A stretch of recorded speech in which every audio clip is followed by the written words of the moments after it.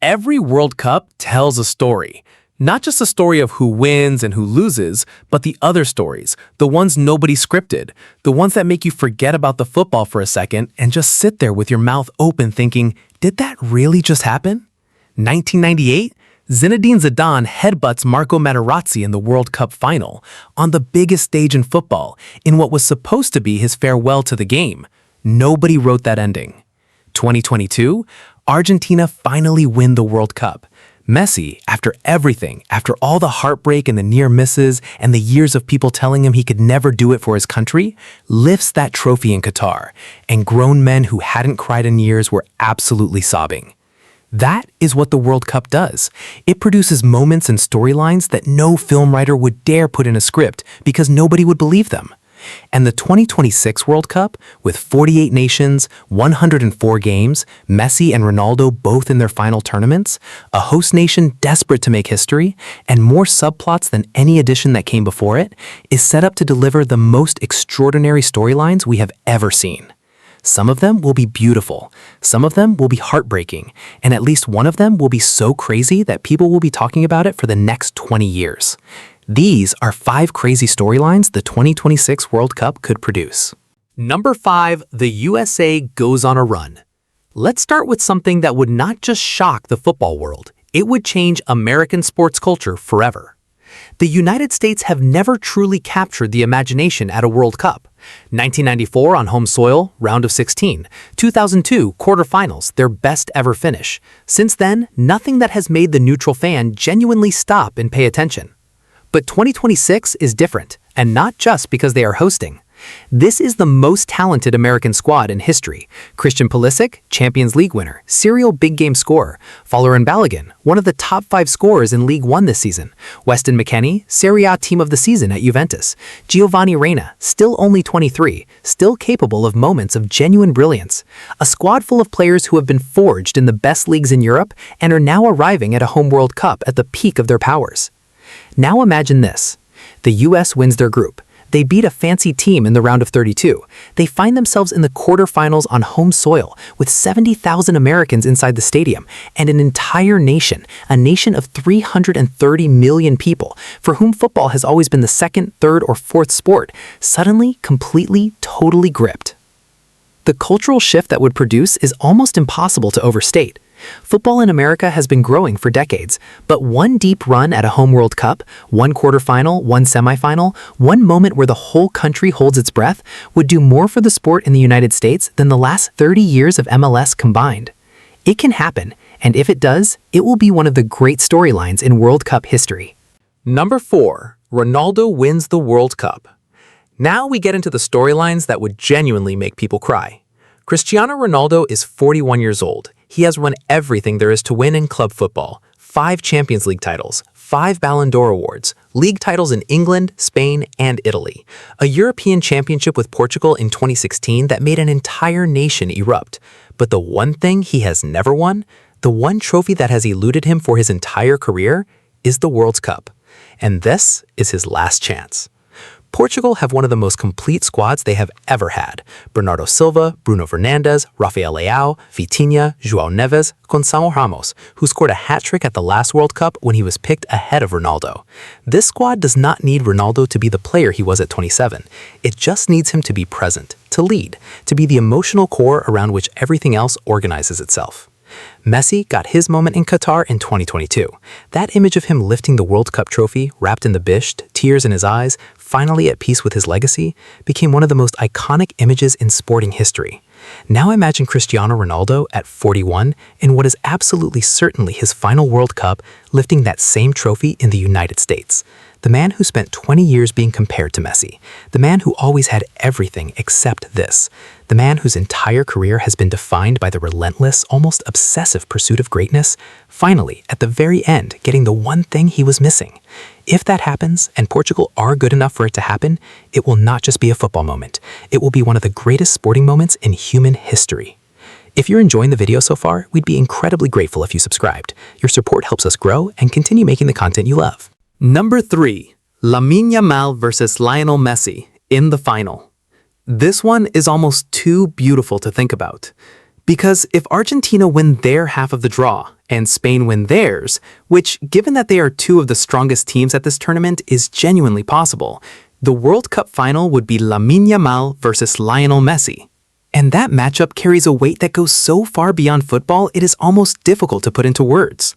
Lamine Yamal was born on the 13th of July, 2007. On that same day, Lionel Messi was photographed holding baby Yamal in his arms at a charity event in Barcelona. There is a photo of it, a famous photo. Messi, already a superstar, cradling in his arms the baby boy who would one day be described as his heir. Now, 17 years later, they would meet in the World Cup final. Think about what that means.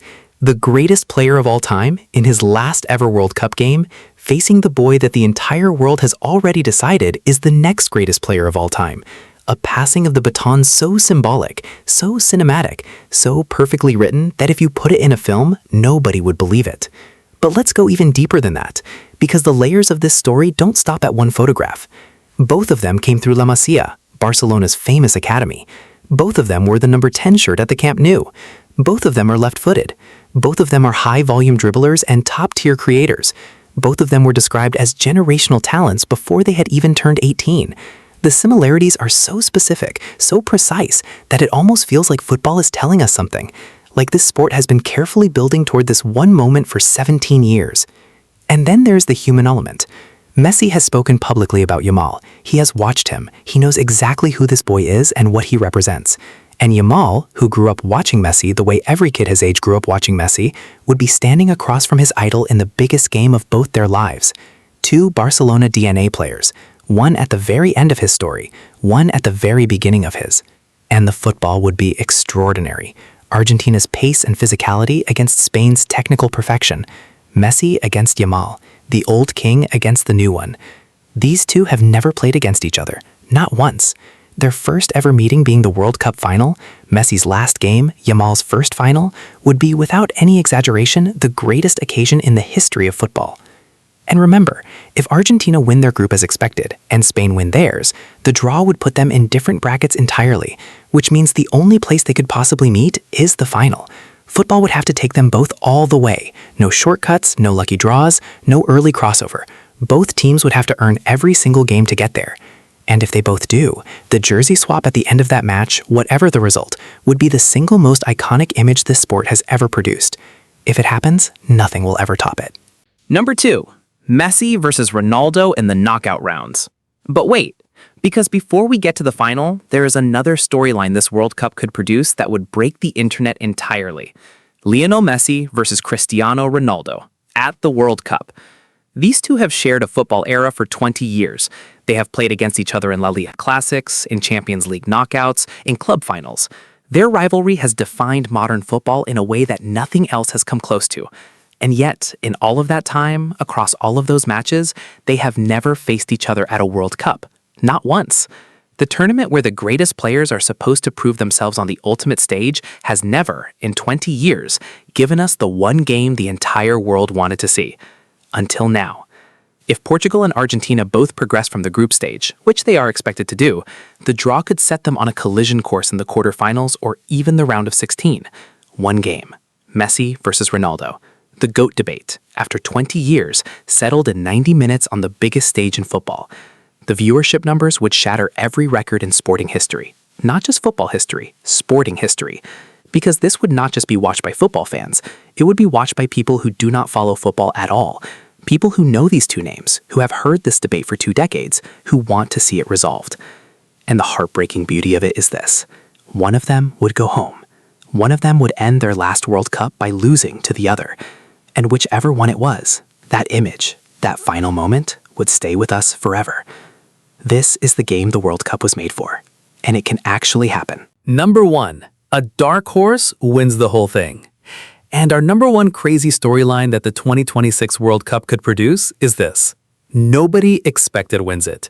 Not France, not Spain, not Argentina or Brazil or England. Someone else. A team that arrived at this tournament as a footnote and left as champions of the world. Now, you might be thinking, when has that ever happened? The World Cup is usually won by the usual suspects.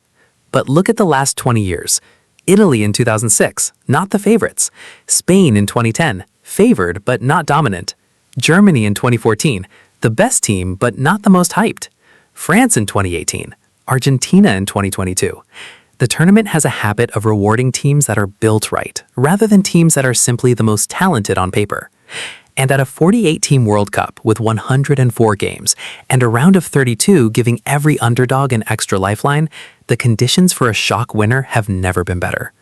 Portugal winning it would shock people. Despite their quality, they have never done it before, and nobody truly expects them to now. Germany winning it after back-to-back group stage exits would be one of the great sporting comebacks. Morocco winning it would change football forever. Japan winning it would make 2002 look like a rehearsal. Any of these things can happen. That is the beauty of the World Cup. That is why we watch. That is why 48 nations travel to North America this summer, believing, genuinely believing that the impossible might just be possible. And in the end, that is the greatest storyline of all.